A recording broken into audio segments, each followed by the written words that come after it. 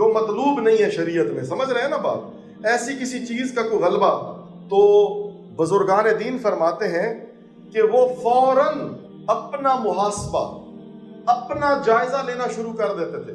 بڑی اہم بات ہے کہ جیسے ہی بزرگان دین کو، میں منفی ایکٹ کی بات نہیں کر رہا، میں آپ کو یہ نہیں کہہ رہا کہیں آپ گالیاں دینے لگ گئے، جھوٹ بول، یہ تو پورا عمل ہو گیا نا کہ آپ نے جھوٹ بول دیا، کہیں آپ نے گالی دے دی، کہیں آپ نے کسی کو تانا دے دیا، جسے ہم ٹونٹنگ کہتے ہیں، ٹونٹنگ بیہیویئر، ٹونٹ کر دیا، کسی پر جملہ کس دیا. میں اس عمل کی بات نہیں کر رہا، میں یہ کہہ رہا ہوں کہ منفی خیال گزرا.